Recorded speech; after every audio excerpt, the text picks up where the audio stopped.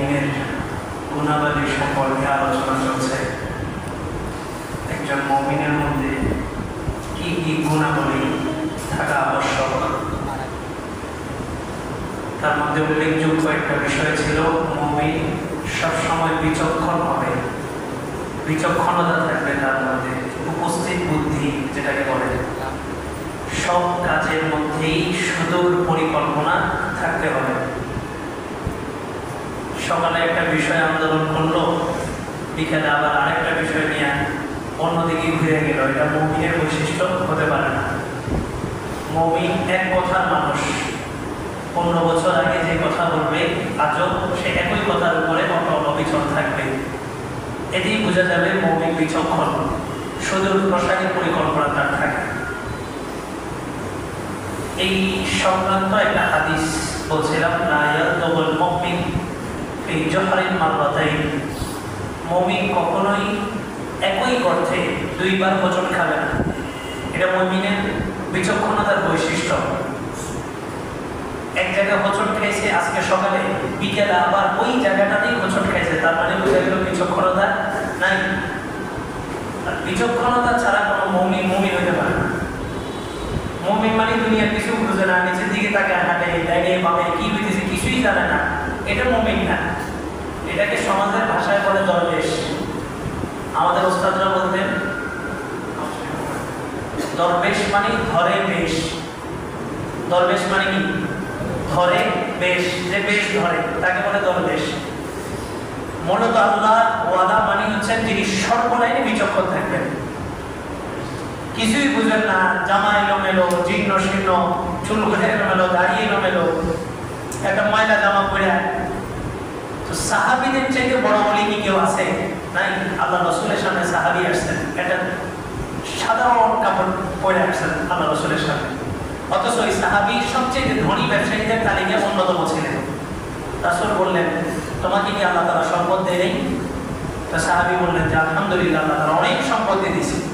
তো বলে যে ফাসরি আলা সাউবিক, ওই সম্পত্তি যে দিয়েছে এটার বহিঃপ্রকাশ তোমার পোশাকের উপরে তুমি ঘটাও। তোমাকে দেখলে যেন মানুষ বুঝে যে আল্লাহ তাআলা তোমাকে ধন সম্পদ দিয়েছেন। ধন সম্পদ এটা কি খারাপ জিনিস নাকি? আল্লাহ কি বলছেন, রব্বানা আতিনা ফিদ দুনিয়া হাসানা, আগে দুনিয়া তালাশ করো। দুনিয়ার ভালাই আল্লাহ দোয়া শিখিয়ে দিয়েছে, আমি বলে তো আল্লাহ শিখিয়ে দিয়েছে আগে দুনিয়া চাও। এখন কয় যে হুজুরে দুনিয়া ধরছে, হুজুরে দুনিয়া ধরবে কেন? হুজুরকে তো দুনিয়া তালাশ করার জন্য আল্লাহ শিখিয়ে দিয়েছে। আখেরাত চাও কইতে কইতে এবার হুজুর সবার কাছে হাত পাইতে রয়েছে যে আমার কিছু হাতিয়ে দেয়। আল্লাহ বলতেছে রব্বানা আতিনা ফিদ দুনিয়া হাসানা, আগে দুনিয়া তালাশ করো। তাহলে মুমিন মানে বিচক্ষণ। মুমিনের ভিতরে বিচক্ষণতা এই পর্যায়ে থাকবে যে সেই একটা জায়গায় একবার হোঁচট খাইছে, মরণ পর্যন্ত দ্বিতীয়বার ওই জায়গায় কি খাবে না? হোঁচট খাবে না। রাসূল বলেন মুমিন ধোঁকা খাবেও না, দিবেও না। এখন হুজুর সাদা সিধা, দোকানে গেলেই হুজুরের 2 নম্বর প্রোডাক্ট ধরায় দেয়। হুজুর সবসময় ধোঁকা খায়, তো উনি কি মুমিন হতে পারলেন? রাসূলের হাদিস অনুযায়ী, রাসূলের হাদিস স্পষ্ট, মুমিন ধোঁকা খাবেও না, দিবেও না। দিবে না এটা সহজ, সবাই দিবে না, কিন্তু রাসূল যে বললেন খাবে না, তার মানে বোঝা গেল মুমিন মানে হলো আপনার মধ্যে বিচক্ষণতা থাকতে হবে। হযরত ওমরের মধ্যে বিচক্ষণতা ছিল। রাসূল বলছে লা ইলাহা ইল্লাল্লাহ বললেই জান্নাত। হযরত ওমর বলেন না, এটা এখন বলা যাবে না। ওমর ছিলেন মুহদাস, যার দিনের চাহিদা অনুযায়ী আল্লাহ তাআলা কোরআনের 22টা আয়াত নাযিল করেছেন, 22 জায়গায় 22টা আয়াত। আল্লাহ রাসূল বললেন যে টাকা নিন, যুদ্ধবন্দী করছে কিছু লোক, বন্দীরা বলতেছে এদের থেকে টাকা নিলে তো লাভ আছে, ফিদিয়া মানে মুক্তিপণ। তো মুক্তিপণ, তো প্রত্যেকের বিনিময়ে যদি মুক্তিপণ নেই, তাহলে আমাদের মুসলমান স্টেট যেটা, মুসলমানদের রাষ্ট্র গঠন যেটা হবে, এটা শক্তিশালী হবে, টাকা পাইলাম। আর যদি ওদেরকে মাইরা ফেলি তাহলে তো টাকাও পাইলাম না, মানুষও পাইলাম না, সবাই মেরে ফেললাম। হযরত ওমর বলে না, ওরা আমাদেরকে মারছে, ওদেরকে আমরা মারবো, মায়ের বদলে মাই, কোনো টাকা হবে না, সন্ধি নেই, কোনো চুক্তি নেই, কেসাস। চুক্তি কেসাস না, যুদ্ধবন্দীদের 3টা শাস্তি, হয়তো গোলাম হিসাবে থাকবে, অথবা মুক্তিপণ দিবে, অথবা শেষ করে দিবে, হত্যা করে দিবে। কেসাস মানে হলো যে একজন একজনকে মারছে, ওটার বিনিময়ে কেসাস। যুদ্ধে হচ্ছে মুসলমানদের কাছে যারা পরাজিত হবে তাদের 3টা স্টেপ, হয়তো টাকা দিয়া মুক্তিপণ, আর না হয় তুমি গোলাম হিসেবে থাকবে সারা জীবন আমার কাছে, আর না হয় তোমাকে শেষ করে দেবে। তো হযরত ওমর বলে ওরা আমাদেরকে আগের যুদ্ধে মারছে, তিলকাল আইয়ামু নুদাবিউহা বাইনান নাস, দিন আল্লাহ তাআলা পরিবর্তন করেন। বদর যুদ্ধে, উহুদ যুদ্ধে যে মুসলমানরা ভেঙেছে, পরের যুদ্ধে আবার মুসলমানরা পাল্টায় ঘুরে গেছে, শেষ। 70 জনকে বন্দী করছে। আল্লাহ রাসূল বলেন যে টাকা নিয়ে, আবু বকর বলে যে টাকা নিয়ে, তাহলে আমাদের লাভ আছে।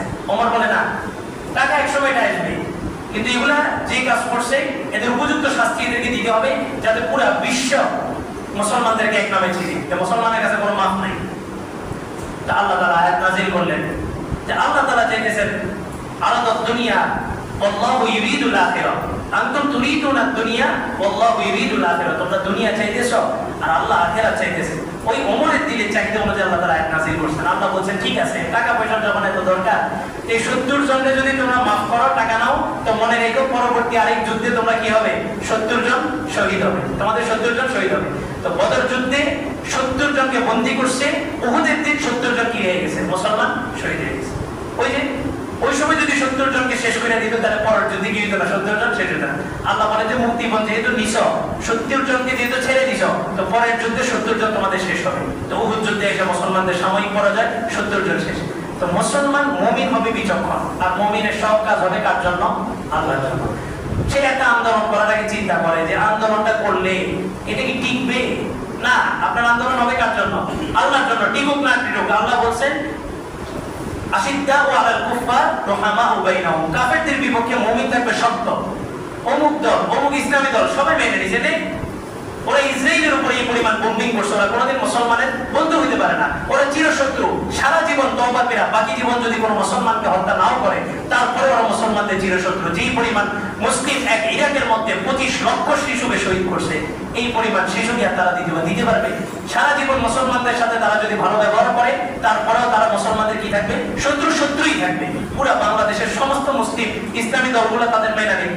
একজন মুমিন তার ঈমানের চাহিদা হলো কোনো অবস্থাতেই এই জাতিসংঘের, ইউনাইটেড স্টেটের, ইউএন এর কোন ধরনের কোন অফিস বাংলাদেশে হবে আর একজন মুমিন চুপচাপ বসে থাকবে, এটা হতেই পারে না।